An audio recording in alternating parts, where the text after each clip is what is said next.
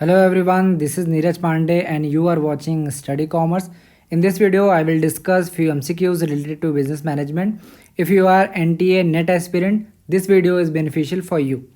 You can also follow me on Instagram. My ID is Neeraj Pandey Official.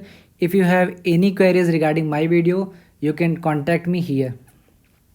You can also download free PDFs of our lecture. Go to Telegram, search Study Commerce. Make sure not to use space. You can also join us by scanning this QR code. If you have any problem regarding download PDFs, you can also contact us on WhatsApp. Our number is 9598269172. In this video, I will discuss few statement related questions. So let's begin. तो first question देखते हैं. यहाँ पे आपके सामने 4 statement दिया गया है. आपको चारों स्टेटमेंट को केयरफुली पढ़ना है और उसके बाद करेक्ट ऑप्शन जो है उसको सेलेक्ट करना है. मैं आपके लिए स्टेटमेंट पढ़ दे रहा हूँ. फर्स्ट स्टेटमेंट कह रहा है in line organisation the order flows from top to bottom. दूसरा स्टेटमेंट कह रहा है in line organisation there is maximum concentration of authority. Third statement कह रहा है line organisation is most suitable for big organisations. Fourth statement कह रहा है line organisation is not helpful in maintaining discipline. अगर आपको यहाँ पे लाइन ऑर्गेनाइजेशन के बारे में नहीं पता है तो आप इस क्वेश्चन को गलत कर देंगे. मैं आपको यहाँ पे लाइन ऑर्गेनाइजेशन के बारे में ब्रीफली बता देता हूँ. सबसे पहले लाइन ऑर्गेनाइजेशन क्या है. एक ऑर्गेनाइजेशनल स्ट्रक्चर है जो कि सबसे ओल्डेस्ट और simplest form of organisational structure है. इसके अंतर्गत जो भी अथॉरिटी होती है वो वर्टिकली फ्लो होती है. वर्टिकली मतलब इस तरीके से जो भी अथॉरिटी होती है वो वर्टिकली फ्लो होती है इन अ हायरार्किकल ऑर्डर. और लाइन ऑर्गेनाइजेशन स्ट्रक्चर का सबसे पहले जो यूज़ है वो मिलिट्री ऑर्गेनाइजेशन में किया गया, इसीलिए इसको हम मिलिट्री ऑर्गेनाइजेशन कहते हैं. इसको हम वर्टिकल या स्केलर ऑर्गेनाइजेशन के नाम से भी जानते हैं. तो ये नाम आपको पता होना चाहिए. यहाँ पे ध्यान रखिएगा कि लाइन ऑर्गेनाइजेशन के अंतर्गत जो भी अथॉरिटी होता है या ऑर्डर होता है वो टॉप टू बॉटम जाता है और जो भी रिस्पॉन्सिबिलिटी होता है वो बॉटम टू टॉप जाता है. या इसको ये कह सकते हैं कि जो भी रिक्वेस्ट और जो सजेशन होता है वो बॉटम टू टॉप जाता है. तो लाइन ऑर्गेनाइजेशन क्या है. एक फॉर्म ऑफ ऑर्गेनाइजेशन है जहाँ पे अथॉरिटी जो होता है वो टॉप टू बॉटम जाता है और जो भी रिक्वेस्ट होता है वो बॉटम टू टॉप जाता है. यहाँ पे ध्यान रखिएगा कि जो भी सबसे टॉप मोस्ट पोजीशन पे होगा वो अपने अथॉरिटी को डेलीगेट करेगा सबऑर्डिनेट्स को, और ये जो सबऑर्डिनेट्स है वो अपने अथॉरिटी को डेलीगेट करेगा दूसरे सबऑर्डिनेट्स को. इस तरीके से ये डेलीगेशन ऑफ अथॉरिटी जो है वो नीचे तक बॉटम तक ऑर्गेनाइजेशन के जाती रहेगी एक स्ट्रेट लाइन में, यानी अनब्रोकन स्ट्रेट लाइन में. इसीलिए हम इसको लाइन ऑर्गेनाइजेशन कहते हैं. लाइन ऑर्गेनाइजेशन 2 तरीके के हो सकते हैं. पहला होता है प्योर लाइन ऑर्गेनाइजेशन, दूसरा होता है डिपार्टमेंटल लाइन ऑर्गेनाइजेशन. तो सबसे पहले हम प्योर लाइन ऑर्गेनाइजेशन के बारे में जान लेते हैं. जब एक पर्टिकुलर लेवल पे सेम टाइप ऑफ वर्क हो रहा होता है, यानी एक ही तरीके का काम जो होता है, एक ही स्तर पे एक ही तरीके का काम हो रहा होता है, तो वहाँ पे हम प्योर लाइन ऑर्गेनाइजेशन स्ट्रक्चर को देख सकते हैं. यहाँ पे ध्यान रखिएगा कि आज के टाइम पे प्योर लाइन ऑर्गेनाइजेशन शायद ही पाया जाए. दूसरा होता है डिपार्टमेंटल लाइन ऑर्गेनाइजेशन. यहाँ पे ध्यान रखिएगा डिपार्टमेंटल होगा, टाइपिंग एरर है. दूसरा होता है departmental line organisation. Departmental line organisation के अंतर्गत ऑर्गेनाइजेशन में जो भी एक्टिविटीज़ होती हैं उनको अलग अलग डिपार्टमेंट्स के बेसिस पे डिवाइड कर दिया जाता है. जैसे प्रोडक्शन से रिलेटेड काम को प्रोडक्शन डिपार्टमेंट में, फाइनेंस से रिलेटेड काम को फाइनेंशियल डिपार्टमेंट में, और मार्केटिंग से रिलेटेड जो भी काम है वो मार्केटिंग डिपार्टमेंट्स के अंतर्गत होता है. यहाँ पे ध्यान रखिएगा कि every department is looked after bye its head. Her department को उसके डिपार्टमेंटल हेड द्वारा देखा जाता है. जैसे प्रोडक्शन डिपार्टमेंट को हेड करता है प्रोडक्शन मैनेजर, और फाइनेंस डिपार्टमेंट को हेड करता है फाइनेंस मैनेजर. इसी तरीके से मार्केटिंग डिपार्टमेंट को हेड करता है मार्केटिंग मैनेजर. और यहाँ पे लाइन ऑफ अथॉरिटी होती है वो वर्टिकली होती है. यहाँ पे आप देख सकते हैं सबसे ऊपर जनरल मैनेजर है. जनरल मैनेजर के नीचे क्या है, प्रोडक्शन मैनेजर है. उसके नीचे डिप्टी प्रोडक्शन मैनेजर और फोरमैन और वर्कर. तो यहाँ पे जो भी ऑर्डर होगा वो इस तरीके से आएगा। प्रोडक्शन मैनेजर जो है वो डेप्यूटी प्रोडक्शन मैनेजर को अथॉरिटी डेलीगेट करेगा और डेप्यूटी जो प्रोडक्शन मैनेजर है वो अथॉरिटी डेलीगेट करेगा फोरमैन को, और फोरमैन जो है वर्कर को करेगा। यानी कि अगर ऑर्गेनाइजेशन में कोई भी ऑर्डर देना है तो प्रोडक्शन मैनेजर डायरेक्ट वर्कर को नहीं दे सकता, बल्कि प्रोडक्शन मैनेजर सबसे पहले डेप्यूटी मैनेजर को देगा और डेप्यूटी प्रोडक्शन मैनेजर जो है फोरमैन को देगा और फोरमैन जो है वर्कर को ये ऑर्डर देगा। इसी तरीके से जो भी रिक्वेस्ट होगा वो बॉटम टू टॉप जाएगा। लाइन ऑर्गेनाइजेशन के अंतर्गत यूनिटी ऑफ कमांड फॉलो होता है, यानी कि every subordinate is commanded by only one superior, यानी कि एक सबऑर्डिनेट को एक ही सुपीरियर से ऑर्डर मिलेगा और वो सबऑर्डिनेट उसी को अकाउंटेबल होगा जिससे वो ऑर्डर मिलेगा। ध्यान रखिएगा जो भी रिक्वेस्ट या कंप्लेंट है वो बॉटम टू टॉप जाता है। यहाँ पे एक और इम्पॉर्टेंट पॉइंट लिखा गया है, ध्यान रखिएगा कि लाइन ऑर्गेनाइजेशन के अंतर्गत कोई भी सेपरेट सपोर्टिव यूनिट या सर्विस प्रोवाइडिंग यूनिट नहीं होता है लाइन ऑर्गेनाइजेशन के अंतर्गत। अब आइए एक बार फिर से स्टेटमेंट को पढ़ते हैं। फर्स्ट स्टेटमेंट दिया गया है, in line organisation the order flows from top to bottom. तो मैंने आपको बताया कि लाइन ऑर्गेनाइजेशन के अंतर्गत जो भी ऑर्डर होता है वो टॉप टू बॉटम जाता है और जो भी रिक्वेस्ट होता है वो बॉटम टू टॉप जाता है। ये स्टेटमेंट बिल्कुल सही है कि लाइन ऑर्गेनाइजेशन के अंतर्गत जो भी ऑर्डर होता है वो टॉप टू बॉटम जाता है। सेकेंड स्टेटमेंट कह रहा है कि in line organisation there is maximum concentration of authority. तो मैंने आपको लाइन ऑर्गेनाइजेशन में बताया कि जो भी टॉप पोजीशन पे होता है उसके पास सबसे ज़्यादा अथॉरिटी होता है, यानी मैक्सिमम कंसंट्रेशन होता है अथॉरिटी का। तो ये भी स्टेटमेंट बिल्कुल सही है। थर्ड स्टेटमेंट देखते हैं। थर्ड स्टेटमेंट ये कह रहा है कि line organisation is most suitable for big organisation. ये स्टेटमेंट बिल्कुल गलत है।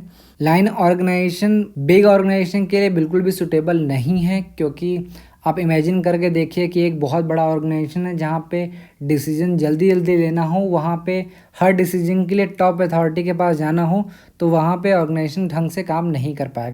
लाइन ऑर्गेनाइजेशन सिर्फ छोटे स्मॉल ऑर्गेनाइजेशन जो है उनके लिए बेनिफिशियल है, सुटेबल है। तो ये स्टेटमेंट बिल्कुल गलत हो जाएगा। फोर्थ स्टेटमेंट कह रहा है line organisation is not helpful in maintaining discipline. ये भी स्टेटमेंट बिल्कुल गलत है, क्योंकि हमने देखा कि लाइन ऑर्गेनाइजेशन को सबसे पहले स्टार्ट किया गया था, सबसे पहले यूज़ किया गया था मिलिट्री ऑर्गेनाइजेशन में। तो हम जानते हैं कि मिलिट्री ऑर्गेनाइजेशन में डिसिप्लिन बहुत ज़्यादा होता है, तो लाइन ऑर्गेनाइजेशन में भी डिसिप्लिन बहुत ज़्यादा होता है। डिसिप्लिन को मेंटेन करने के लिए लाइन ऑर्गेनाइजेशन का इस्तेमाल किया जाता है। अब ऑप्शन को देख लेते हैं। फर्स्ट ऑप्शन दिया गया है सेकेंड एंड थर्ड स्टेटमेंट और ट्रू। हमारा सेकेंड स्टेटमेंट तो ट्रू है बट थर्ड स्टेटमेंट ट्रू नहीं है, तो ये आपका आंसर नहीं हो सकता है। सेकेंड ऑप्शन देखते हैं। सेकेंड ऑप्शन दिया गया है कि second and fourth statements are true. तो सेकेंड स्टेटमेंट ट्रू है बट फोर्थ स्टेटमेंट ट्रू नहीं है, तो ये भी आंसर आपका नहीं हो सकता। थर्ड ऑप्शन देखते हैं। थर्ड ऑप्शन कह रहा है कि first and second statement are true. तो फर्स्ट और सेकेंड स्टेटमेंट ट्रू है, तो ये आपका आंसर हो सकता है। एक बार आखिरी स्टेटमेंट को देखते हैं। आखिरी स्टेटमेंट कह रहा है first and fourth statement are true. First statement तो आपका ट्रू है बट फोर्थ स्टेटमेंट जो ट्रू नहीं है, तो ये आंसर नहीं हो सकता। तो करेक्ट आंसर आपका हो जाएगा ऑप्शन सी। अब आइए सेकेंड क्वेश्चन देखते हैं। पिछले क्वेश्चन की तरह ही यहाँ पे 4 ऑप्शन दिया गया है, आपको केयरफुली स्टेटमेंट्स को पढ़ना है और करेक्ट ऑप्शन को सेलेक्ट करना है। तो फर्स्ट स्टेटमेंट कह रहा है कि in line and staff organisation staff has no authority. Second statement कह रहा है कि in line and staff organisation the staff is free not to accept the orders of the line executive. Third statement कह रहा है कि the line and staff organisation is more expensive than the line organisation. Fourth statement कह रहा है कि the line and staff organisation can not be used in practice.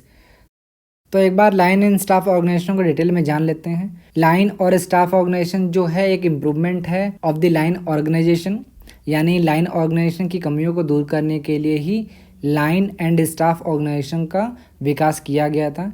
इसके अंतर्गत जो लाइन एग्जीक्यूटिव होते हैं उनको टेक्निकल सपोर्ट और सजेशन देने के लिए एक्सपर्ट को अपॉइंट किया जाता है, जिन्हें हम स्टाफ कहते हैं।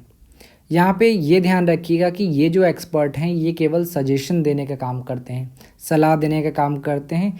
इनके पास न तो कोई अथॉरिटी होती है और न ही कोई रिस्पॉन्सिबिलिटी होती है। ये जो स्टाफ होते हैं, इनका जो स्टाफ पोजीशन होता है सिर्फ एडवाइजरी नेचर का होता है, यानी सलाह देना इनका काम होता है। इनके पास कोई भी अथॉरिटी नहीं होता है। यहाँ पे लाइन एंड स्टाफ ऑर्गेनाइजेशन का एक इमेज दिया गया है आपको समझने के लिए। यहाँ पे हम ये देख रहे हैं, ये जो स्ट्रेट लाइन है ये लाइन रिलेशन को दिखाता है और जो ये डॉटेड लाइन है ये स्टाफ रिलेशनशिप को दिखाता है। तो यहाँ पे हम देखते हैं कि लाइन एग्जीक्यूटिव जो है वो जनरल मैनेजर हैं, production manager, purchase manager, marketing manager, finance manager और पर्सनल मैनेजर जो हैं वो लाइन एग्जीक्यूटिव हैं। इनके साथ जो टेक्निकल एक्सपर्ट हैं जो सजेशन देने के लिए अपॉइंट किए गए हैं उनको हम स्टाफ कहते हैं। फॉर एग्जांपल प्रोडक्शन मैनेजर को सजेशन देने के लिए रिगार्डिंग क्वालिटी इम्प्रूवमेंट, इनके लिए क्वालिटी इम्प्रूवमेंट एडवाइज़र को अपॉइंट किया गया है, इसको हम स्टाफ कहेंगे। यहाँ पे ध्यान रखिएगा कि स्टाफ सजेशन देने के अलावा जो रिसर्च एंड डेवलपमेंट होता है, रिसर्च एंड डेवलपमेंट का भी काम करते हैं। यहाँ पे ये भी ध्यान रखिएगा कि जिस तरीके से स्टाफ के पास कोई भी अथॉरिटी नहीं होती उसी तरीके से स्टाफ के पास कोई भी रिस्पॉन्सिबिलिटी नहीं होती। रिस्पॉन्सिबिलिटी नहीं होती इसका क्या मतलब है? फॉर एग्जांपल कोई स्टाफ है चूँकि ये सजेशन देने के लिए ये टेक्निकल एक्सपर्ट होते हैं अपने स्पेसिफिक फील्ड से रिलेटेड, तो वो एक्सपर्ट जो होते हैं वो सजेशन देते हैं टू लाइन एग्जीक्यूटिव। तो अगर सपोज़ कर लो कि स्टाफ ने सजेशन दिया और वो सजेशन जो लाइन एग्जीक्यूटिव हैं उन्होंने एग्जीक्यूट भी कर लिया, लेकिन जो भी डिज़ायर्ड रिज़ल्ट है वो नहीं प्राप्त कर पाते, यानी कि जो लाइन एग्जीक्यूटिव हैं वो स्टाफ की बात मानकर उस जो प्लान है उसको एग्जीक्यूट कर देते, बट रिजल्ट वैसा नहीं आता जैसा कि स्टाफ ने कहा था। तो यहाँ पे स्टाफ की कोई रिस्पॉन्सिबिलिटी नहीं होगी, बल्कि जो एग्जीक्यूटिव है, जो लाइन एग्जीक्यूटिव हैं उनको ही रिस्पॉन्सिबल ठहराया जाएगा। तो यहाँ पे ध्यान रखिएगा कि this staff can not be held responsible for their piece of advice. यहाँ पे ध्यान रखिएगा कि जो लाइन एग्जीक्यूटिव होते हैं वो लाइन एक्टिविटी करते हैं और जो स्टाफ होते हैं वो स्टाफ एक्टिविटी करते हैं। तो यहाँ पे सबसे पहले आप जान लीजिए कि लाइन एक्टिविटी क्या होता है। जो भी बेसिक या कोर एक्टिविटी होता है जो कि ऑर्गेनाइजेशनल गोल से डायरेक्ट रिलेटेड होता है वो लाइन एक्टिविटी होता है। जैसे किसी ऑर्गेनाइजेशन में प्रोडक्शन का काम हो रहा है और वो उसका कोर एक्टिविटी है तो उसको हम लाइन एक्टिविटी कहेंगे, और ये लाइन एक्टिविटी कौन कराता है? Line executive. दूसरी तरफ स्टाफ एक्टिविटी जो होता है वो एडवाइजरी नेचर का होता है, यानी कि ऐसा कोई भी काम जो कि सेकेंडरी या सपोर्टिव नेचर का हो, सपोर्टिव एक्टिविटी हो जो कि लाइन एग्जीक्यूटिव को एफिशिएंट परफॉर्मेंस देने में हेल्प करता हो, उसको हम स्टाफ एक्टिविटी कहते हैं। और ये स्टाफ एक्टिविटी स्टाफ यूनिट करवाता है।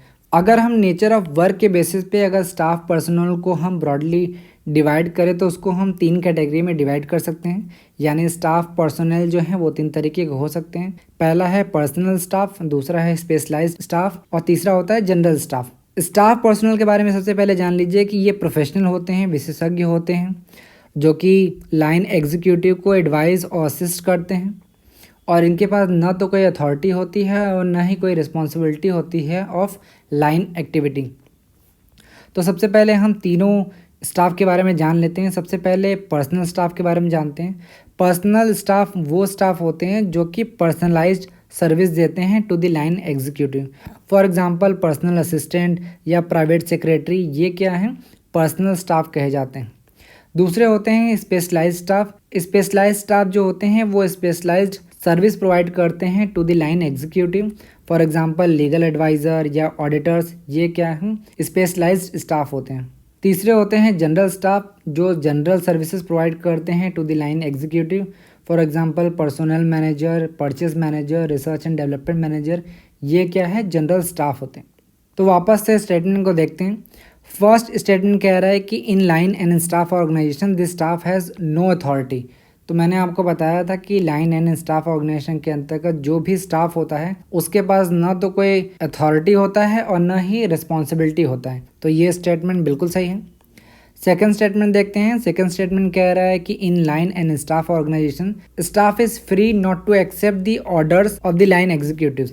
ये स्टेटमेंट बिल्कुल गलत है। लाइन एंड स्टाफ ऑर्गेनाइजेशन के अंतर्गत जो भी स्टाफ होता है उसको लाइन एग्जीक्यूटिव की बात माननी ही पड़ेगी। वो अलग बात है कि अगर स्टाफ कोई भी सजेशन देता है, कोई भी रिकमेंडेशन देता है टू लाइन एग्जीक्यूटिव, तो लाइन एग्जीक्यूटिव जो होते हैं उनके ऊपर कोई बाउंडेशन नहीं है, वो चाहें तो स्टाफ की बात माने या न माने। लेकिन स्टाफ के पास ये कोई ऑप्शन नहीं होता है कि वो नहीं मानेगा। स्टाफ को लाइन एग्जीक्यूटिव की बात माननी ही पड़ती है। तो ये स्टेटमेंट बिल्कुल गलत है। थर्ड स्टेटमेंट देखते हैं। थर्ड स्टेटमेंट कह रहा है कि the line and staff organisation is more expensive than line organisation. तो लाइन एंड स्टाफ ऑर्गेनाइजेशन जो है वो ज़्यादा एक्सपेंसिव होता है देन दी लाइन ऑर्गेनाइजेशन, क्योंकि इसके अंतर्गत जो स्टाफ होता है उसको अलग से सैलरी देना पड़ता है, जो कि एक ऑर्गेनाइजेशन के लिए एक्स्ट्रा बर्डन है, एक्स्ट्रा कॉस्ट है। इसलिए लाइन एंड स्टाफ जो है वो ज़्यादा एक्सपेंसिव है देन द लाइन ऑर्गेनाइजेशन। तो ये स्टेटमेंट बिल्कुल सही है। फोर्थ स्टेटमेंट देखते हैं। फोर्थ स्टेटमेंट कह रहा है कि the line and staff organisation can not be used in practice. ये स्टेटमेंट बिल्कुल गलत है। Line and staff organisation practice में यूज़ की जा सकती हैं। अब आइए ऑप्शन देखते हैं। फर्स्ट ऑप्शन दिया है first and second statements are true. तो फर्स्ट स्टेटमेंट जो है वो ट्रू है बट सेकंड स्टेटमेंट ट्रू नहीं है, तो ये आपका करेक्ट आंसर नहीं हो सकता। सेकंड ऑप्शन दिया है first and third statements are true. तो फर्स्ट और थर्ड स्टेटमेंट ट्रू है, तो ये आपका करेक्ट आंसर हो सकता है। एक बार तीसरा ऑप्शन देखते हैं। थर्ड ऑप्शन दिया है first and fourth statement are true. तो फोर्थ स्टेटमेंट ट्रू नहीं है, तो ये भी करेक्ट आंसर नहीं हो सकता। फोर्थ स्टेटमेंट दिया गया है second and third statements are true. तो सेकंड स्टेटमेंट ट्रू नहीं है, तो ये आपका करेक्ट आंसर नहीं हो सकता। तो करेक्ट आंसर हो जाएगा बी। अब आइए थर्ड क्वेश्चन देखते हैं। थर्ड क्वेश्चन में भी 4 स्टेटमेंट दिया गया। आपसे कह रहा है केयरफुली स्टेटमेंट को पढ़िए और करेक्ट ऑप्शन को सेलेक्ट करना है। तो फर्स्ट स्टेटमेंट दिया गया है the functional organisation was founded by F W. Taylor, यानी फेडरिक विंस्लो टेलर द्वारा फंक्शनल ऑर्गेनाइजेशन दिया गया है। सेकंड स्टेटमेंट कह रहा है in functional organisation there is a provision of 8 specialist at factory level. Third statement कह रहा है the functional organisation is not used nowadays. Fourth statement कह रहा है कि in functional organisation a lot of paper work is involved. तो एक बार functional organisation के बारे में जान लेते हैं। तो फंक्शनल ऑर्गेनाइजेशन क्या है? एक मॉडिफाइड और इम्प्रूव्ड वर्जन है लाइन एंड स्टाफ ऑर्गेनाइजेशन का। लाइन एंड स्टाफ ऑर्गेनाइजेशन में हमने ये देखा कि स्टाफ के पास कोई भी अथॉरिटी और रिस्पॉन्सिबिलिटी नहीं थी, और यहाँ पे फंक्शनल ऑर्गेनाइजेशन के अंतर्गत जो भी स्टाफ है उसको लिमिटेड अथॉरिटी दी गई है। और फंक्शनल ऑर्गेनाइजेशन जो दिया गया है वो दिया गया है एफ.डब्ल्यू. टेलर द्वारा। तो यहाँ पे कुछ चीज़ें हम फंक्शनल ऑर्गेनाइजेशन के बारे में जान लेते हैं कि फंक्शनल ऑर्गेनाइजेशन जो है वो बात करता है स्पेशलाइजेशन के बारे में। स्पेशलाइजेशन के बारे में यहाँ पे हम ये देखते हैं कि जब भी ऑर्गेनाइजेशन को उसके फंक्शन के बेसिस पे, यानी उसके कार्य के बेसिस पे जब हम डिवाइड कर देते हैं तो उसको हम फंक्शनल ऑर्गेनाइजेशन कहते हैं। फॉर एग्जांपल एक ऑर्गेनाइजेशन में बहुत सारे काम किए जाते हैं, जैसे प्रोडक्शन है, मार्केटिंग डिपार्टमेंट है, रिसर्च एंड डेवलपमेंट डिपार्टमेंट है, फाइनेंस डिपार्टमेंट है, एचआर डिपार्टमेंट है। तो हम जब इन कार्यों के आधार पे ऑर्गेनाइजेशन को डिवाइड कर देते हैं तो उसे हम फंक्शनल ऑर्गेनाइजेशन कहते हैं। यहाँ पे ध्यान रखिएगा कि जो भी स्टाफ होता है उसके पास लिमिटेड अथॉरिटी होता है। तो फंक्शनल ऑर्गेनाइजेशन के अंतर्गत क्या होता है, लाइन एंड स्टाफ ऑर्गेनाइजेशन के जो भी बेसिक फीचर होते हैं वो तो होते ही हैं। इसके अलावा जो भी स्टाफ होता है उसको हम फंक्शनल अथॉरिटी दे देते हैं। यहाँ पे फंक्शनल ऑर्गेनाइजेशन का एक पिक्चर दिया गया है। जैसे यहाँ पे देखिए जनरल मैनेजर है। यहाँ पे पहली बात तो ये तीनों लाइन आपको पता होनी चाहिए। जो स्ट्रेट लाइन है वो लाइन अथॉरिटी को दिखाता है, जो भी डॉटेड लाइन है वो स्टाफ अथॉरिटी को दिखाता है, और जो भी इस तरीके के लाइन है वो क्या है, फंक्शनल अथॉरिटी को दिखाता है। तो हम ये देख रहे हैं कि एक ऑर्गेनाइजेशन में जनरल मैनेजर है, इसके अलावा अलग अलग फंक्शन के बेसिस पे ऑर्गेनाइजेशन को डिवाइड किया गया, जैसे सिक्योरिटी, प्रोडक्शन, मार्केट और फाइनेंस और पर्सनल, यानी कि हर डिपार्टमेंट को हैंडल करने के लिए डिपार्टमेंटल हेड है। जैसे प्रोडक्शन डिपार्टमेंट को हेड करने के लिए प्रोडक्शन मैनेजर, और इसी तरीके से बाकी डिपार्टमेंट को। तो फंक्शनल ऑर्गेनाइजेशन के अंतर्गत हम ये देखते हैं कि लाइन एंड स्टाफ ऑर्गेनाइजेशन तो होता ही है, लेकिन उसके अंतर्गत जो कुछ स्टाफ होते हैं उनको फंक्शनल अथॉरिटी दी जाती है। फंक्शनल अथॉरिटी का मतलब ये है कि उनको उनके स्पेसिफिक कार्य से रिलेटेड उनको थोड़ी सी अथॉरिटी दी जाती है। फॉर एग्जांपल अगर एक फाइनेंस मैनेजर है तो उसको अगर फंक्शनल अथॉरिटी दे दी गई है तो इसका मतलब है कि ऑर्गेनाइजेशन में जब भी फाइनेंस की बात आएगी तो वो सारा डिसीजन जो होगा वो फाइनेंस मैनेजर ही लेगा। फॉर एग्जांपल आप देख रहे हैं कि फाइनेंस मैनेजर जो है वो मार्केटिंग डिपार्टमेंट से भी रिलेटेड जो भी डिसीजन है वो खुद लेता है। इसी तरीके से प्रोडक्शन में जो भी कैश से रिलेटेड काम होता है वो देखता है। इसी तरीके से सिक्योरिटी के अंतर के जो भी खर्च है वो सारा काम फाइनेंस मैनेजर ही देखता है। टेलर ने फंक्शनल ऑर्गेनाइजेशन के अंतर्गत ये कहा कि किसी भी ऑर्गेनाइजेशन में जितने भी काम हैं उनको उन्होंने 2 भागों में बांट दिया। पहला है प्लानिंग, दूसरा है एग्जीक्यूशन यानी डूइंग। टेलर ने ये कहा कि एक ऑर्गेनाइजेशन में जो प्लानिंग का काम है उसे किसी और व्यक्ति को करना चाहिए, और उस काम को एग्जीक्यूट कराने का जो काम है उसे किसी और को करना चाहिए। यानी टेलर ने प्लानिंग और डूइंग को सेपरेट कर दिया, अलग अलग कर दिया। यानी प्लानिंग करने वाला व्यक्ति अलग होगा और उसको एग्जीक्यूट कराने वाला व्यक्ति अलग होगा। तो यहाँ पे टोटल 8 स्पेशलिस्ट को उन्होंने अपॉइंट किया, 4 जो है वो प्लानिंग से रिलेटेड होंगे और 4 जो है वो एग्जीक्यूशन से रिलेटेड होंगे। यानी 4 ऐसे एग्जीक्यूटिव होंगे जो प्लान करेंगे कि क्या करना है और 4 ऐसे एग्जीक्यूटिव होंगे जो उस प्लान को एग्जीक्यूट कराएंगे। तो प्रोडक्शन लेवल पे 4 होंगे और 4 फैक्ट्री लेवल पे या वर्कशॉप लेवल पे होंगे। तो प्रोडक्शन लेवल पे जो 4 स्पेशलिस्ट होंगे उनमें route clerk, instruction card clerk, time and cost clerk, workshop disciplinarian. और फैक्ट्री या वर्कशॉप लेवल पे 4 एक्सपर्ट होंगे जिनको हम speed boss, repair boss, inspector या गैंग बॉस भी कहते हैं। यहाँ पे ध्यान रखिएगा कि टेलर ने स्पेशलाइजेशन पे खासा जोर दिया है। तो वापस से एक बार सारे स्टेटमेंट्स को पढ़ते हैं और आंसर करने की कोशिश करते हैं। तो फर्स्ट स्टेटमेंट दिया गया है कि the functional organisation was founded by F W. Taylor. तो ये स्टेटमेंट बिल्कुल सही है कि फंक्शनल ऑर्गेनाइजेशन जो है एफ.डब्ल्यू. टेलर द्वारा दिया गया है। सेकेंड स्टेटमेंट कह रहा है कि in functional organisation there is a provision of 8 specialist at factory level. तो ये स्टेटमेंट बिल्कुल गलत है। फैक्ट्री लेवल पे 4 होते हैं जैसा कि मैंने आपको अभी बताया। थर्ड स्टेटमेंट कह रहा है the functional organisation is not used nowadays. ये स्टेटमेंट बिल्कुल सही है क्योंकि जैसे जैसे ऑर्गेनाइजेशन चेंज होता है आ रहा, जैसे जैसे ऑर्गेनाइजेशन बड़ा होता जाता है वो ज़्यादा कॉम्प्लेक्स होने लगता है इन नेचर। तो फंक्शनल ऑर्गेनाइजेशन को हम आज के टाइम पे यूज़ नहीं करते हैं। फोर्थ स्टेटमेंट कह रहा है कि in functional organisation a lot of paper work is involve. तो ये स्टेटमेंट बिल्कुल सही है। फंक्शनल ऑर्गेनाइजेशन के अंतर्गत बहुत सारा पेपर वर्क होता है। तो आइए ऑप्शंस देखते हैं। फर्स्ट ऑप्शन दिया गया है first and second statements are true. तो सेकंड स्टेटमेंट ट्रू नहीं है तो ये आंसर नहीं हो सकता। सेकंड ऑप्शन दिया गया है second and third statements are true. तो सेकंड स्टेटमेंट ट्रू नहीं है तो ये भी नहीं हो सकता। थर्ड ऑप्शन दिया गया है first and fourth statements are true. तो फर्स्ट और फोर्थ स्टेटमेंट जो है वो ट्रू है, ये आंसर आपका हो सकता है। फोर्थ देखते हैं second and fourth statements are true. तो फोर्थ स्टेटमेंट ट्रू है बट सेकंड स्टेटमेंट ट्रू नहीं है तो ये आपका करेक्ट आंसर नहीं हो सकता। तो करेक्ट आंसर हो जाएगा सी। अब आइए फोर्थ क्वेश्चन देखते हैं। पहला स्टेटमेंट है the matrix organisation is more suitable for those organisation which are operating many projects of small size. Second statement कह रहा है the matrix organisation is more suitable for those organisation which are operating a few projects of large size. Third statement कह रहा है कि matrix organisation is lesser expensive than project organisation. Fourth statement कह रहा है matrix organisation is more expensive than the project organisation. तो एक बार matric organisation के बारे में डिटेल में डिस्कस कर लेते हैं। तो मैट्रिक ऑर्गेनाइजेशन को हम ग्रिड ऑर्गेनाइजेशन के नाम से भी जानते हैं।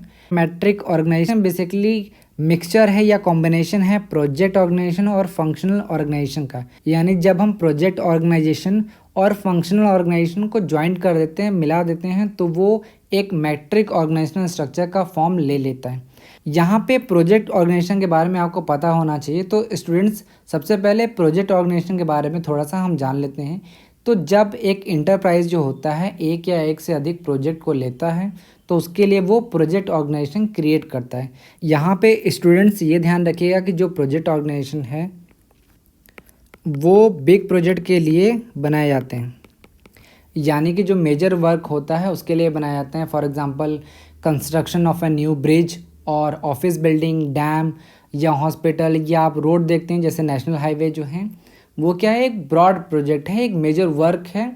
और ये जो वर्क है वो स्पेशलाइज नेचर का होता है, यानी एक स्पेसिफिक नेचर का ये होता है। जैसे मैंने आपको बताया कि चाहे ब्रिज का कंस्ट्रक्शन हो, चाहे डैम बनाना हो, चाहे हॉस्पिटल बनाना हो, चाहे रोड्स बनाना हो, ये क्या है, स्पेशलाइज्ड नेचर का काम होता है। और इस काम को करने के लिए एक स्टिपुलेटेड कॉस्ट होता है, यानी कि एक निश्चित लागत होती है, उसी के अंतर्गत ही इस जो प्रोजेक्ट है उसको कंप्लीट करना पड़ता है। और एक टाइम फ्रेम होता है, एक काम का एक टाइम फ्रेम होता है, उसी के अंतर्गत इस प्रोजेक्ट को कंप्लीट करना पड़ता है। और जो प्रत्येक प्रोजेक्ट होता है वो हेडेड होता है बाय प्रोजेक्ट मैनेजर, यानी कि हर प्रोजेक्ट को हेड करने के लिए एक प्रोजेक्ट मैनेजर होता है जो अकाउंटेबल होता है to the chief executive of the parent organisation. यहाँ पे ध्यान रखिएगा कि जो भी प्रोजेक्ट मैनेजर होता है उसके पास लिमिटेड अथॉरिटी होता है, लिमिटेड अथॉरिटी होता है। और ये जनरली फुल टाइम के लिए अपॉइंट किया जाता है, फुल टाइम बेसिस पे इसको अपॉइंट किया जाता है। और हर एक प्रोजेक्ट को कंप्लीट करने के लिए एक प्रोजेक्ट टीम बनाई जाती है और इस प्रोजेक्ट टीम को असिस्ट करने के लिए एग्जीक्यूटिव होता है जिसको हम प्रोजेक्ट मैनेजर कहते हैं। इसके अलावा एम्प्लॉयज़ भी होते हैं जो कि हायर किए जाते हैं on the temporary basis from the open market as per the requirement of the organisation. जिस तरीके से ऑर्गेनाइजेशन का रिक्वायरमेंट होता है उस तरीके से ओपन मार्केट से आसानी से इसको लिया जा सकता है। यहाँ पे ध्यान रखिएगा कि जैसे ही प्रोजेक्ट कंप्लीट हो जाता है, जो भी मेंबर होते हैं यानी जो एग्जीक्यूटिव होता है वो रिटर्न हो जाता है पेरेंट ऑर्गेनाइजेशन पे, यानी जो मुख्य जो संगठन होता है जहाँ से वो आता है काम करने के लिए, वहाँ पे वो वापस चला जाता है। और जो दूसरे स्टाफ होते हैं जिनको ओपन मार्केट से हायर किया जाता है उनको हम डिस्चार्ज कर देते हैं। तो मैंने आपको बताया कि मैट्रिक ऑर्गेनाइजेशन जो है एक कॉम्बिनेशन है of two organisation structure, that is project organisation plus functional organisation. तो प्रोजेक्ट ऑर्गेनाइजेशन क्या है कि जब हम एक ऑर्गेनाइजेशन को प्रोजेक्ट के अकॉर्डिंग डिवाइड कर देते हैं तो उसको हम प्रोजेक्ट ऑर्गेनाइजेशन कहते हैं। For example project A, project B, project C. Functional organisation क्या होता है, जब हम एक ऑर्गेनाइजेशन को उसके फंक्शन के बेसिस पे डिवाइड करते हैं तो उसे हम फंक्शनल ऑर्गेनाइजेशन कहते हैं। जैसे कि एक ऑर्गेनाइजेशन में अलग अलग फंक्शंस किए जा सकते हैं, जैसे प्रोडक्शन, मार्केटिंग, फाइनेंस, एचआर। इसी तरीके से हम हर फंक्शन के लिए एक अलग डिपार्टमेंट बना देते हैं, जैसे प्रोडक्शन के लिए प्रोडक्शन डिपार्टमेंट, मार्केटिंग के लिए मार्केटिंग डिपार्टमेंट, इसी तरीके से फाइनेंस डिपार्टमेंट, एचआर डिपार्टमेंट और कई डिपार्टमेंट हो सकते हैं। तो मैट्रिक ऑर्गेनाइजेशन के अंतर्गत जैसे कि प्रोजेक्ट ऑर्गेनाइजेशन में हमने देखा है, जो एग्जीक्यूटिव होते हैं यानी जो कि प्रोजेक्ट मैनेजर होता है वो पेरेंट ऑर्गेनाइजेशन से लाया जाता है। और ये जो प्रोजेक्ट मैनेजर होता है वो ओवरऑल इंचार्ज होता है इस प्रोजेक्ट का, और अगर प्रोजेक्ट कंप्लीट नहीं होता है तो सारी रिस्पॉन्सिबिलिटी इसी के ऊपर आती है, यानी इसी के पास सारी रिस्पॉन्सिबिलिटी होती है इस प्रोजेक्ट को कंप्लीट करने की विद इन टाइम, एक निश्चित समय के अंतर्गत और निश्चित बजट या निश्चित कॉस्ट के अंतर्गत इसको कंप्लीट करना पड़ता है। यहाँ पे स्टूडेंट्स मैट्रिक ऑर्गेनाइजेशन का एक पिक्चर दिया गया है। फॉर एग्जांपल एक कंपनी है जो 3 प्रोजेक्ट साथ में चला रही है, प्रोजेक्ट ए, प्रोजेक्ट बी और प्रोजेक्ट सी। एक कंपनी है जो 3 प्रोजेक्ट साथ में चला रही है, तीनों प्रोजेक्ट का नाम है प्रोजेक्ट ए, प्रोजेक्ट बी और प्रोजेक्ट सी। और जो प्रोजेक्ट यूनिट है वो 3 एग्जीक्यूटिव को अपॉइंट करता है हर प्रोजेक्ट के लिए, जैसे प्रोजेक्ट ए के लिए project A manager, project B के लिए प्रोजेक्ट बी मैनेजर और प्रोजेक्ट सी के लिए प्रोजेक्ट सी मैनेजर। और यहाँ पे हर प्रोजेक्ट के लिए उनका खुद का डिपार्टमेंट होगा, जैसे प्रोजेक्ट ए के लिए क्या है purchase department, mechanical department, finance department या पर्सनल डिपार्टमेंट। इसी तरीके से बाकी प्रोजेक्ट के लिए भी उनके डिपार्टमेंटल हेड्स होंगे। तो मैट्रिक ऑर्गेनाइजेशन के अंतर्गत आप ये ध्यान रखिएगा कि जो भी फ्लो ऑफ अथॉरिटी होता है, यहाँ पे आपको जो याद रखना है एग्जाम पॉइंट ऑफ व्यू से वो है फ्लो ऑफ अथॉरिटी। ये दोनों आपको याद रखना होगा एग्ज़ाम पॉइंट ऑफ व्यू से। जो भी फ्लो ऑफ अथॉरिटी होता है वो आपको एग्ज़ाम पॉइंट ऑफ व्यू से याद करना पड़ेगा। जो लाइन अथॉरिटी होती है वो वर्टिकल डिस्ट्रीब्यूशन होता है, यानी जो टॉप टू बॉटम जाता है वो क्या होता है, लाइन अथॉरिटी होता है। और जो हॉरिजॉन्टल होता है यानी लेफ़्ट टू राइट जो आता है वो क्या होता है, प्रोजेक्ट अथॉरिटी होता है। ये आपको ध्यान रखना होगा। और यहाँ पे मैट्रिक ऑर्गेनाइजेशन को ग्रिड ऑर्गेनाइजेशन क्यों कहते हैं, क्योंकि ये एक ग्रिड की तरह होता है। तो उम्मीद है आपको मैट्रिक ऑर्गेनाइजेशन समझ में आ गया होगा। कुछ चीज़ें यहाँ पे और ध्यान रखिएगा, जैसे कि जो भी प्रोजेक्ट मैनेजर होता है उसको टेक्निकल सपोर्ट के लिए फंक्शनल हेड अपॉइंट किए जाते हैं। और प्रोजेक्ट मैनेजर की तरह ही जो भी मैट्रिक ऑर्गेनाइजेशन होता है उसके अंतर्गत डिपार्टमेंटल हेड्स होते हैं, लेकिन ये जो हेड्स होते हैं वो फुल टाइम के लिए नहीं अपॉइंट किए जाते हैं बल्कि ये पार्ट टाइम बेसिस पे किए जाते हैं। और यहाँ पे ये ध्यान रखिएगा जो मैट्रिक ऑर्गेनाइजेशन है वो यूनिटी ऑफ कमांड को फॉलो नहीं करता, यानी कि इसके अंतर्गत एक से अधिक जो सुपीरियर हैं वो ऑर्डर दे सकते हैं, यानी इसके अंतर्गत एक सबऑर्डिनेट्स को एक से अधिक सुपीरियर जो है वो ऑर्डर दे सकते हैं। यहाँ पे कुछ पॉइंट और ध्यान रखिएगा कि जो भी मैट्रिक ऑर्गेनाइजेशन के अंतर्गत जो भी स्टाफ होते हैं जो कि ओपन मार्केट सोर्स से लिए जाते हैं, जैसे ही प्रोजेक्ट कंप्लीट हो जाता है उन स्टाफ को डिस्चार्ज कर दिया जाता है या फिर दूसरे जो ओल्ड या न्यू प्रोजेक्ट होते हैं वहाँ पे उनको ट्रांसफ़र कर दिया जाता है। और जो भी प्रोजेक्ट मैनेजर होते हैं वो प्रोजेक्ट कंप्लीट होने के बाद पेरेंट ऑर्गेनाइजेशन पे वापस चले जाते हैं। एक और बहुत इंपॉर्टेंट पॉइंट यहाँ पे दिया गया है कि मैट्रिक ऑर्गेनाइजेशन जो है वो छोटे प्रोजेक्ट के लिए ज़्यादा इम्पॉर्टेंट है, बेनिफिशियल। वापस से क्वेश्चन पे आते हैं। फर्स्ट स्टेटमेंट कह रहा है कि the matrix organisation is more suitable for those organisations which are operating many projects of small size. तो मैंने आपको बताया था कि जो भी प्रोजेक्ट ऑर्गेनाइजेशन होता है वो बड़े प्रोजेक्ट के लिए यूज़ किए जाते हैं, और जो मैट्रिक ऑर्गेनाइजेशन होता है वो स्मॉल प्रोजेक्ट के लिए यूज़ किए जाते हैं, यानी जो स्मॉल साइज़ के प्रोजेक्ट होते हैं उनके लिए। तो मैट्रिक ऑर्गेनाइजेशन जो है वो स्मॉल साइज प्रोजेक्ट के लिए यूज़ होते हैं, तो ये स्टेटमेंट बिल्कुल सही है। सेकंड स्टेटमेंट देखते हैं। सेकंड स्टेटमेंट कह रहा है the matrix organisation is more suitable for those organisation which are operating a few projects of large size. अगर लार्ज साइज का प्रोजेक्ट है तो उसके लिए प्रोजेक्ट ऑर्गेनाइजेशन यूजफुल होता है, न कि मैट्रिक। तो ये स्टेटमेंट बिल्कुल गलत है। नेक्स्ट स्टेटमेंट देखते हैं। नेक्स्ट स्टेटमेंट कह रहा है कि matrix organisation is lesser expensive than project organisation. तो मैंने आपको बताया था कि मैट्रिक ऑर्गेनाइजेशन जो होता है वो स्मॉल प्रोजेक्ट के लिए होता है और प्रोजेक्ट जो होता है वो बड़े प्रोजेक्ट के लिए होता है। तो जाहिर सी बात है अगर बड़ा प्रोजेक्ट है तो ज़्यादा खर्चा होगा, यानी मैट्रिक ऑर्गेनाइजेशन जो है वो कम खर्चीला है in compare to project organisation. तो ये स्टेटमेंट बिल्कुल सही है। फोर्थ स्टेटमेंट देखते हैं। Matrix organisation is more expensive than the project organisation. ये स्टेटमेंट बिल्कुल गलत है। मैंने अभी आपको बताया कि मैट्रिक ऑर्गेनाइजेशन जो होता है वो लेस एक्सपेंसिव होता है दैन प्रोजेक्ट ऑर्गेनाइजेशन। अब ऑप्शन देख लेते हैं। फर्स्ट ऑप्शन दिया गया है second and third statement are true. Second statement true नहीं है तो ये आपका करेक्ट आंसर नहीं हो सकता। सेकंड ऑप्शन देखते हैं। सेकंड ऑप्शन दिया है second and third statements are false. Second statement false है लेकिन थर्ड स्टेटमेंट फॉल्स नहीं है तो ये भी नहीं हो सकता। थर्ड ऑप्शन देखते हैं। थर्ड ऑप्शन दिया गया first and third statement are true. तो first and third statement true है तो ये आपका करेक्ट आंसर हो सकता है। आखिरी स्टेटमेंट देख लेते हैं। आखिरी स्टेटमेंट दिया गया first and fourth statements are true. तो फर्स्ट स्टेटमेंट तो ट्रू है बट फोर्थ स्टेटमेंट ट्रू नहीं है तो ये भी करेक्ट आंसर नहीं हो सकता। तो आपका करेक्ट आंसर हो जाएगा सी। अब ये लास्ट क्वेश्चन डिस्कस करते हैं। फर्स्ट स्टेटमेंट कह रहा है executive committee is an example of permanent committee. Second statement कह रहा है committee organisation encourages creativity. Third statement कह रहा है in committee organisation the decisions are generally taken quickly. Fourth statement कह रहा है committee organisation is useful for small size establishments.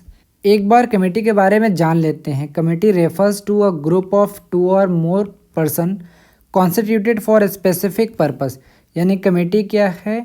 व्यक्तियों का एक समूह है जो कि किसी निश्चित उद्देश्य के लिए साथ में आए। तो कमेटी ऑर्गेनाइजेशन क्या है? एक फॉर्म ऑफ ऑर्गेनाइजेशन है जहाँ पे कुछ लोग साथ में आते हैं for collective thinking and critical analysis. और ये जो क्रिटिकल एनालिसिस होती है वो किसी इश्यूज पे हो सकता है टू अराइव कॉमन डिसीजन। और यहाँ पे ध्यान रखिएगा कि यहाँ पे अलग अलग फील्ड के स्पेशलिस्ट जो होते हैं वो साथ में आते हैं और इंटेंस डिस्कशन करते हैं, डेलिब्रेशन डिस्कशन करते हैं ताकि वो एक कॉमन कंक्लूजन पे आ सके to resolve a given problem. यहाँ पे ध्यान रखिएगा कि कमेटी ऑर्गेनाइजेशन जो है वो सुटेबल है फॉर लार्ज ऑर्गेनाइजेशन, क्योंकि जब ऑर्गेनाइजेशन बड़ा होता है तो वहाँ पे बहुत से ऐसे काम होते हैं जो एक कमेटी करता है। For example formulation of objectives, policies, procedures, rules, programme, budgets और स्ट्रेटजीज। तो ऑब्जेक्टिव को फॉर्मुलेट करने के लिए, पॉलिसीज़ बनाने के लिए या स्ट्रेटजीज़ बनाने के लिए या बजट बनाने के लिए हम कमेटी ऑर्गेनाइजेशन का इस्तेमाल करते हैं। A committee functions on the principle of two brains are better than one. यानी कि जो कमेटी है वो इस सिद्धांत पे कार्य करती है कि एक से भले दो। कमेटी जो होती है वो इनोवेटिव आइडियाज़ यानी क्रिएटिविटी पे फोकस करती है। कई बार ये देखा गया है कि जब दो या दो से अधिक लोग साथ में बैठते हैं तो कुछ नए नए आइडियाज़ उनके पास आते हैं और वो किसी प्रॉब्लम को सॉल्व करने के लिए कॉमन कंक्लूजन पे आफ्टर डिस्कशन पहुंच जाते हैं। तो अलग अलग तरीके की कमेटी हो सकती हैं। फॉर एग्जांपल परमानेंट या टेम्परेरी कमेटी, एग्जीक्यूटिव या एडवाइजरी कमेटी, फॉर्मल या इनफॉर्मल कमेटी। एक एक करके सारे कमेटीज़ के बारे में डिस्कस करते हैं ब्रीफली। सबसे पहले है परमानेंट कमेटी। परमानेंट कमेटी को हम स्टैंडिंग कमेटी के नाम से भी जानते हैं। परमानेंट कमेटी वो कमेटी है जो कि परमानेंट बेसिस पे या फिर लॉन्गर ड्यूरेशन के लिए बनाई जाती है, इसको हम परमानेंट कमेटी कहते हैं। For example purchase committee. दूसरा होता है टेम्परेरी कमेटी या इसको हम एड हॉक कमेटी भी कहते हैं। एड हॉक कमेटी भी कहते हैं या टेम्परेरी कमेटी भी कहते हैं। टेम्परेरी कमेटी वो कमेटी होती है जो कि शॉर्ट स्पैन ऑफ टाइम के लिए यानी कि थोड़े समय के लिए बनाई जाती है, उसको हम टेम्परेरी कमेटी कहते हैं।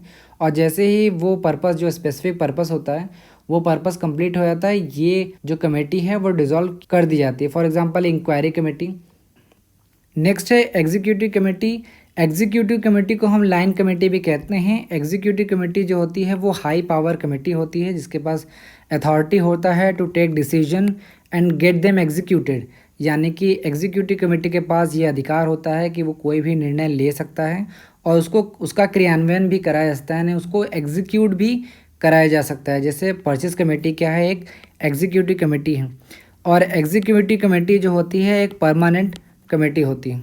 नेक्स्ट है एडवाइजरी कमेटी। एडवाइजरी कमेटी के पास ये अथॉरिटी नहीं होता है कि वो किसी भी डिसीजन को एग्जीक्यूट करा सके। बेसिकली एडवाइजरी कमेटी के पास इतना अधिकार होता है कि वो किसी भी प्रॉब्लम से रिलेटेड अपनी रिकमेंडेशन दे सकता है। For example quality improvement committee, ये एक एडवाइजरी कमेटी।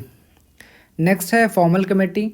फॉर्मल कमेटी वो कमेटी होती है जिसका अप्रूवल जो है वो हायर अथॉरिटी से मिलने के बाद ही बनता है, तो वो एक फॉर्मल कमेटी होता है। नेक्स्ट है इनफॉर्मल कमेटी। इनफॉर्मल कमेटी वो कमेटी होती है जिसका निर्माण जो होता है वो हायर अथॉरिटी के अप्रूवल के बिना होता है, इसको हम इनफॉर्मल कमेटी कहते हैं। For example strike management committee जो है वो एम्प्लॉय द्वारा क्रिएट की जाती है विदाउट कंसल्टिंग देयर बॉसेस, यानी कि वो अपने बॉस से बिना पूछे उसको कमेटी का गठन करते हैं, तो उसको हम इनफॉर्मल कमेटी कहते हैं। अब आइए एक स्टेटमेंट को वापस से देखते हैं।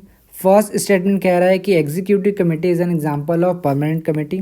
तो मैंने अभी आपको बताया कि एग्जीक्यूटिव कमेटी जो है वो एक परमानेंट कमेटी का एग्जांपल है, तो ये स्टेटमेंट सही है। सेकेंड स्टेटमेंट कह रहा है कमेटी ऑर्गेनाइजेशन इंकरेजेस क्रिएटिविटी। तो कमेटी ऑर्गेनाइजेशन के अंतर्गत जो क्रिएटिविटी होता है उसको इंकरेज किया जाता है, तो ये स्टेटमेंट बिल्कुल सही है। थर्ड स्टेटमेंट कह रहा है कि in committee organisation the decision generally taken quickly. तो ये स्टेटमेंट बिल्कुल गलत है, क्योंकि कई बार हम देखते हैं कि ऐसी संभावना होती है कि जब भी डिसीजन मेकिंग होता है तो उसमें डिले होता ही होता है in case of committee organisation. क्यों? क्योंकि जब भी हम डिसीजन लेना चाहते हैं तो उसके लिए सबसे पहले कमेटी मेंबर्स जो होते हैं वो मीटिंग करते हैं। मीटिंग जो है बुलाई जाती है और ये जो मीटिंग होता है वो लेंदी होता है। ये लेंदी डिस्कशन के बाद लिया जाता है। क्विक डिसीजन इसमें नहीं लिया जाता, बल्कि इसमें बहुत टाइम लगता है, तो ये स्टेटमेंट बिल्कुल गलत हो जाएगा। आखिरी स्टेटमेंट कह रहा है committee organisation is useful for small size establishment, यानी कमेटी ऑर्गेनाइजेशन जो है वो छोटे ऑर्गेनाइजेशन के लिए यूज़फुल है, तो ये भी स्टेटमेंट बिल्कुल गलत है, क्योंकि मैंने आपको बताया कि कमेटी ऑर्गेनाइजेशन जो है वो लार्ज ऑर्गेनाइजेशन के लिए यूज़फुल है, क्योंकि जो बड़े ऑर्गेनाइजेशन होते हैं वहाँ पे जो ऑब्जेक्टिव होता है उनका फॉर्मुलेशन करना पड़ता है, पॉलिसीज़ बनाने पड़ते हैं, काफ़ी प्रोसीजर्स, रूल्स, प्रोग्राम, बजट या स्टडीज़ से रिलेटेड जो भी काम होते हैं वो कमेटी ऑर्गेनाइजेशन करती हैं। तो कमेटी ऑर्गेनाइजेशन स्मॉल ऑर्गेनाइजेशन के लिए नहीं बल्कि लार्ज ऑर्गेनाइजेशन के लिए बेनिफिशियल होते हैं। अब आइए ऑप्शन देख लेते हैं। फर्स्ट ऑप्शन दिया गया है first and second statement are true, तो first and second statement true है, तो ये आपका आंसर हो सकता है। सेकंड ऑप्शन देखते हैं। सेकंड ऑप्शन दिया गया है first and third statements are false, तो फर्स्ट स्टेटमेंट ट्रू है, तो ये आपका आंसर नहीं हो सकता।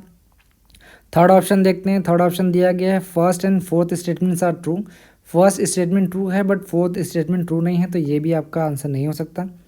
फोर्थ ऑप्शन देखते हैं। Second and third statements are true, third statement true नहीं है, तो ये भी नहीं हो सकता, तो आपका करेक्ट आंसर हो जाएगा ए। तो ये था बिजनेस मैनेजमेंट से रिलेटेड कुछ स्टेटमेंट रिलेटेड क्वेश्चन। उम्मीद है आपको पसंद आया होगा। Thank you.